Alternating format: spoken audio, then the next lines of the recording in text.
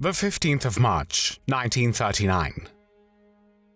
6 months after the annexation of the Sudetenland, Nazi Germany, in flagrant violation of the Munich Agreement, invades and occupies the Czech provinces of Bohemia and Moravia. Adolf Hitler himself arrives in Prague, and on the 16th of March, by a proclamation from Prague Castle, establishes the Protectorate of Bohemia and Moravia. Konstantin von Neurath, former foreign minister of Nazi Germany, becomes its Reich protector. But because the Führer feels that his rule is too lenient, and his soft approach to the Czechs has promoted anti-German sentiment and encouraged anti-German resistance via strikes and sabotage, in September 1941 he dismisses von Neurath and appoints a new acting Reich protector, who for his brutality will be nicknamed the Butcher of Prague. His name is Reinhard Heydrich. Reinhard Tristan Eugen Heydrich was born on the 7th of March, 1904, in Halle an der Saale, then part of the German Empire.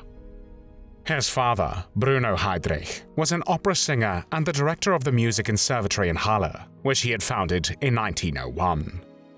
Reinhard, who was baptized a Roman Catholic, was an altar boy, attending evening prayers and mass every week with his mother as part of the Catholic minority in Halle. A talented athlete, Reinhard became an expert swimmer and fencer. He was shy, insecure, and was frequently bullied for his high-pitched voice and rumored Jewish ancestry. However, the family maintained cordial relations with the Jewish community, and many Jewish students also attended his father's Halle Conservatory. During World War I and its aftermath, due to economies imposed by the war, few townspeople in Halle could afford a musical education at Bruno Heydrich's conservatory, which led to a financial crisis for his family. As they struggled economically, Heydrich, still in his teens, was attracted to racist nationalism and watched demonstrations, strikes, and street battles in his hometown during the last years of the war and the revolutionary chaos that followed. In the spring of 1922, Reinhard Heydrich earned his high school diploma, and instead of fulfilling his father's hopes that he would make a career in music, Reinhard, a gifted violinist, enlisted in the German Navy on the 30th of March, 1922, less than a month after his 18th birthday.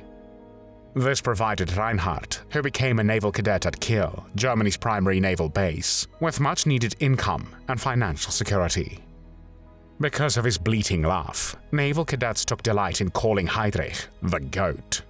In addition, many of his fellow cadets falsely regarded him as Jewish, and to counteract these rumors, Heydrich told them that he had joined several anti-Semitic and nationalist organizations. As a naval officer, Reinhard Heydrich specialized in signals and communications and was known as ambitious, arrogant, and having a passion for women. Because he left the daughter of a senior naval officer to whom he had promised marriage for another woman, a military court of honor, scandalized by his disrespectful behavior during his hearing, found him to have dishonored the officer corps of the Reich Navy and compelled him to resign his commission in April 1931. In addition, he received severance pay of 200 Reichsmarks a month for the next 2 years. Heydrich's new bride, Lena von Osten, was a fanatical Nazi Party follower and anti-Semite, whom he married in December 1931. The marriage produced 4 children. In June and July of 1931, Heydrich joined the Nazi Party and the SS. At that time, Heinrich Himmler, chief of the SS, was seeking to create an internal intelligence service for the Nazi Party. Himmler agreed to interview Heydrich, but cancelled their appointment at the last minute. Nevertheless, Lena ignored this message, packed Heydrich's suitcase, and sent him to Munich. Heinrich Himmler was immediately impressed with Heydrich, who with his blonde hair and blue eyes, had a look of a perfect Aryan. Himmler brought him into the SS in August 1931, and tasked him with developing the security service, the SD. By January 1933, the SD, under Heydrich's leadership, had become the most significant intelligence agency within the Nazi Party. On the 30th of January 1933, Adolf Hitler was appointed Chancellor of Germany by President Paul von Hindenburg. Soon after their assumption of power, Nazi leaders began to make good on their pledge to persecute German Jews. When Himmler was appointed commander of the Bavarian Political Police Detective Force on the 1st of April 1933, he appointed Heydrich his deputy. Himmler and Heydrich centralized the political police departments of Germany into the Gestapo, which was the secret state police. When Himmler's SS became independent of the SA after the purge of SA Chief of Staff Ernst Röhm and the top SA leadership on the 30th of June to the 2nd of July 1934, Heydrich took command of the Gestapo while remaining chief of the SD. 9 days after his appointment as Reichsführer SS and Chief of German Police on the 17th of June 1936, Himmler appointed Heydrich chief of the newly established Security Police Main Office, which brought together into one agency the Gestapo and the criminal police detective forces. With this appointment by Hitler, Himmler and his de facto deputy Heydrich became two of the most powerful men in the internal administration of Germany. For 2 weeks in August 1936, Adolf Hitler's Nazi dictatorship camouflaged his racist, militaristic character while hosting the Summer Olympics. Soft-peddling its anti-Semitic agenda and plans for territorial expansion, the regime exploited the games to bedazzle many foreign spectators and journalists with an image of a peaceful, tolerant Germany, as anti-Jewish violence was forbidden for the duration. Heydrich was assigned to help organize the 1936 Summer Olympics in Berlin, and for his part in the game's success, he was awarded the German Olympic Games decoration First Class. With the conclusion of the Games, persecution of Jews resumed. On the night of the 9th and 10th of November 1938, the Nazi SA, SS, Hitler Youth, and German civilians destroyed Jewish homes, businesses, synagogues, hospitals and schools throughout Germany, annexed Austria, and in areas of the Sudetenland in Czechoslovakia, which had recently been occupied by German troops. 91 Jews were murdered, and the German SS and police sent almost 30,000 Jewish males to concentration camps, primarily Dachau, in the hopes that a stay in a concentration camp would accelerate their decision to immigrate and make leaving assets behind seem less significant. This event came to be called the Kristallnacht pogrom, or the Night of Broken Glass, because of the shattered glass that littered the streets afterwards, but the euphemism does not convey the full brutality of the event. Immediately after the Kristallnacht, Nazi officials claimed that the Jews themselves were to blame for the riots, and a fine of 1 billion Reichsmarks, about $400 million at 1938 rates, was imposed on the German Jewish community. Kristallnacht was a turning point in the history of the Third Reich, marking the shift from anti-Semitic rhetoric and legislation to the violent, aggressive, anti-Jewish measures that would culminate with the Holocaust. One of the main organizers of the Kristallnacht pogrom was Reinhard Heydrich, and the orders he sent to headquarters and stations of the state police and to SA leaders in their various districts also indicated that police officials should arrest as many Jews as local jails could hold, preferably young, healthy males. In 1939, Heydrich decided to convert Salon Kitty, a high-class brothel situated in a wealthy district in Berlin, into an establishment with hidden cameras and microphones throughout the house. The plan was to seduce top German dignitaries and foreign visitors, as well as diplomats with alcohol and women, so they would disclose secrets or express their honest opinions on Nazi-related topics and individuals. For this job, Heydrich needed to hire some top-notch prostitutes who would be smart, beautiful, speak multiple languages, love men, and love the Nazis. Next to the ordinary Berlin prostitutes, the women who entertained members of the Nazi elite were respected ladies of Berlin's high society, who were given no allowances for their contributions and were nearly all married to men of good financial means. The women were trained not only to satisfy even the discerning customers, but also to recognize military uniforms and to glean secrets from innocuous conversation. One of the customers was Galeazzo Ciano, son-in-law of Italian dictator Benito Mussolini, and foreign minister of fascist Italy, whose forthright opinions about the Führer were not particularly positive. Another visitor, SS General Sepp Dietrich, wanted all 20 of the special girls for an all-night orgy, but he revealed no secrets. Additionally, propaganda minister Josef Goebbels had been marked as a client who enjoyed lesbian displays that were otherwise considered antisocial acts outside of that context. Reinhard Heydrich himself also made a number of inspection tours, although all the microphones were turned off on those occasions. Though 25,000 conversations were recorded for analyzing in Salon Kitty, most of them were lost after the Second World War, which began on the 1st of September 1939, when Nazi Germany invaded Poland. Whenever Nazi Germany's army marched into a country, the Einsatzgruppen, which were units of the security police and SD, immediately followed to secure newly seized territory. Their tasks included identifying and neutralizing potential enemies of German rule, seizing important sites and preventing sabotage, and recruiting collaborators and establishing intelligence networks. When Germany attacked Poland in September 1939, the Einsatzgruppen, often referred to as mobile killing squads, also killed civilians perceived as enemies. Together with units of the Waffen-SS, Order Police, and local collaborators, they shot thousands of Jews and tens of thousands of members of the Polish elites.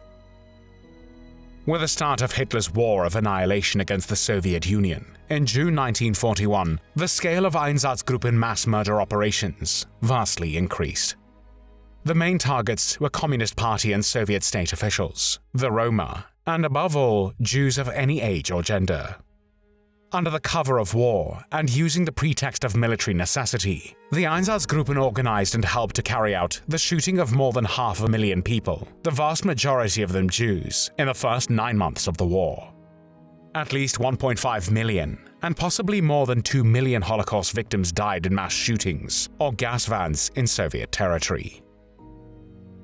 The person who created the Einsatzgruppen and was directly responsible for them was Reinhard Heydrich. From September 1939, Heydrich had been chief of the Reich Security Main Office, which was a new agency created by Heinrich Himmler shortly after the German invasion of Poland.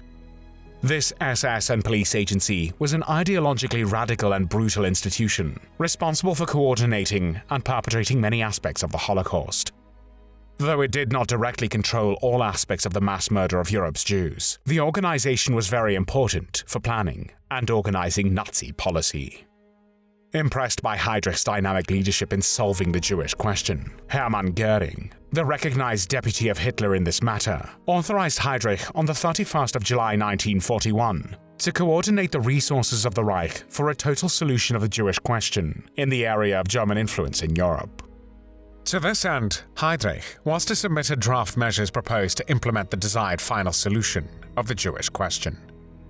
6 months later, on the 20th of January 1942, Heydrich invited key officials from various Reich ministries to a conference at a villa on the Wannsee, on the southwestern edge of Berlin. At this Wannsee Conference, Heydrich presented plans authorized by Hitler himself to coordinate a European-wide final solution of the Jewish question. He informed the participants that Hitler had both authorized the physical annihilation of the European Jews and had designated the SS, specifically the Reich Security Main Office, under Heydrich, to coordinate the final solution policy.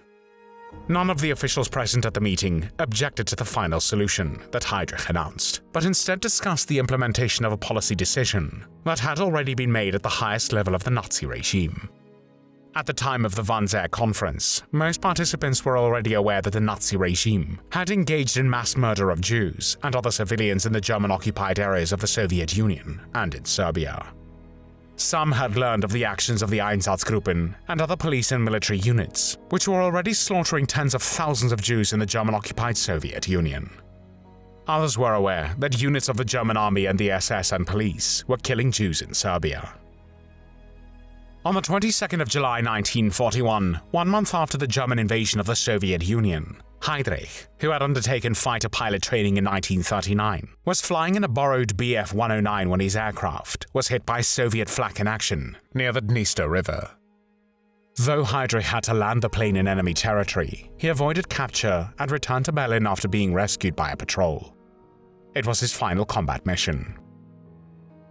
After the invasion of the Soviet Union spurred a previously dormant communist resistance movement in the Protectorate of Bohemia and Moravia into acts of sabotage, Hitler dismissed Reich Protector Konstantin von Neurath, who was sent on leave because of his soft approach to the Czechs, and appointed Heydrich as acting Reich Protector in September 1941. When Heydrich arrived in Prague, he told his staff, "We will Germanize the Czech vermin." Heydrich first ordered a narrow wave of terror targeting real and perceived leaders of opposition in Czech lands. In October and November 1941, Protectorate Special Courts sentenced 342 people to death and turned 1,289 over to the Gestapo. Heydrich also established the Theresienstadt ghetto, which existed for 3.5 years between the 24th of November 1941 and the 9th of May 1945. Theresienstadt served as a transit camp for Jews en route to extermination camps, and it was also presented as a model Jewish settlement for propaganda purposes. Of the approximately 140,000 Jews transferred to Theresienstadt, nearly 90,000 were deported to points further east and almost certain death. Roughly 33,000 died in Theresienstadt itself. Out of 15,000 children who passed through Theresienstadt, approximately 90% perished in killing centers. As acting Reich protector, Heydrich courted Czech industrial workers and farmers, whose productive capacity was necessary to the German war effort, with wages and benefits packages equivalent to those of their German counterparts. The result of his policies was a 73% reduction in acts of sabotage within 6 months. By the spring of 1942, the German authorities could boast of a pacification of the Protectorate. Heydrich was so confident that his pacification program had succeeded that he flagrantly disregarded measures for his own security and traveled around Prague in an open vehicle. On the 27th of May, 1942, Heydrich was in his convertible Mercedes when the Czechoslovak paratroopers Jozef, Gabčík and Jan Kubiš succeeded in rolling a hand grenade under Heydrich's transport vehicle and wounded the Nazi architect of the Holocaust. Soon after, with his face pale and screaming in pain, Heydrich was taken to the emergency room at a hospital. One of the doctors brought in by Heinrich Himmler to treat the badly wounded SS man was Theodor Morell, Adolf Hitler's doctor, who would inject his Führer up to 20 times per day with drugs, tonics, vitamins, and administer to him substances which included heroin, cocaine, and adrenaline. Probably due to Morell's bad reputation among the high-ranking Nazis, his recommendation to treat Heydrich with sulfonamide, which was an early antibiotic, was ignored. Instead, Karl Gebhardt, Heinrich Himmler's chief doctor, treated Heydrich without antibiotic therapy. Heydrich developed a fever and wound drainage, and he was in great pain. Though not mortally wounded by the blast itself, the grenade splinters in his leg and lower back led to an infection that killed the 38-year-old Heydrich on the 4th of June, 1942. Hitler privately blamed Heydrich for his own death and said, "Since it is opportunity which makes not only the thief, but also the assassin, such heroic gestures as driving in an open, unarmored vehicle or walking about the streets unguarded are just damned stupidity, which serves the fatherland not one whit. That a man as irreplaceable as Heydrich should expose himself to unnecessary danger, I can only condemn as stupid and idiotic." An outraged Hitler demanded the murder of up to 10,000 Czechs as revenge for the attack. Karl Hermann Frank, the higher SS and police leader of the Protectorate of Bohemia and Moravia, flew from Prague to Berlin to dissuade Hitler from taking such drastic measures. Frank argued that this type of reprisal might interfere with long-term economic and political plans for the region. Reinhard Heydrich's funeral in Berlin was attended by all the high-ranking Nazi officials, including his superior Heinrich Himmler and Adolf Hitler himself, who spoke at the funeral and promised revenge. On the 9th of June, the day of Heydrich's state funeral in Berlin, Hitler ordered the annihilation of Lidice, the town which had been named in a love letter found during the first days of the SS and police investigations into the attack on Heydrich.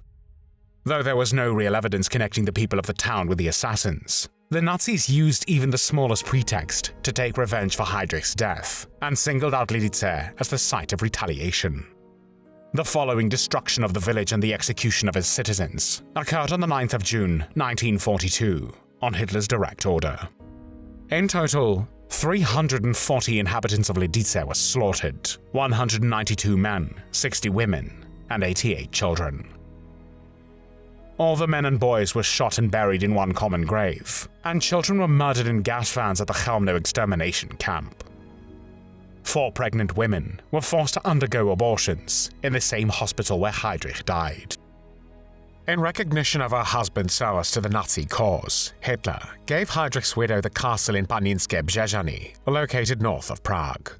In the castle grounds, she set up a miniature labor and concentration camp, where around 150 prisoners from the Theresienstadt ghetto and the Flossenburg concentration camp lived and worked for Lina Heydrich in poor conditions. Witnesses say that she physically abused them.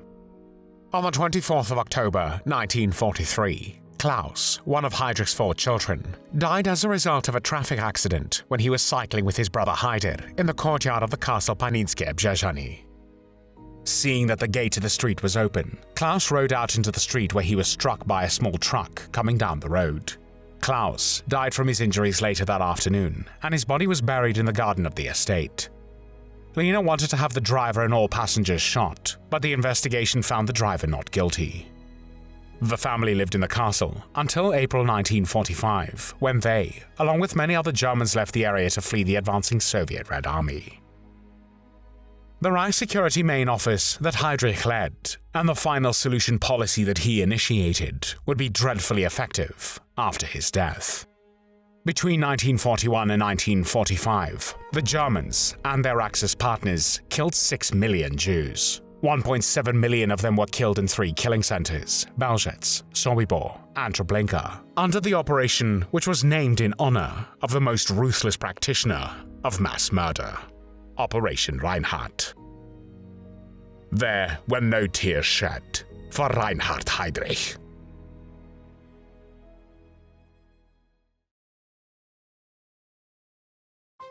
Thanks for watching the World History channel. Be sure to like and subscribe, and click the bell notification icon so you don't miss our next episodes. We thank you, and we'll see you next time on the channel.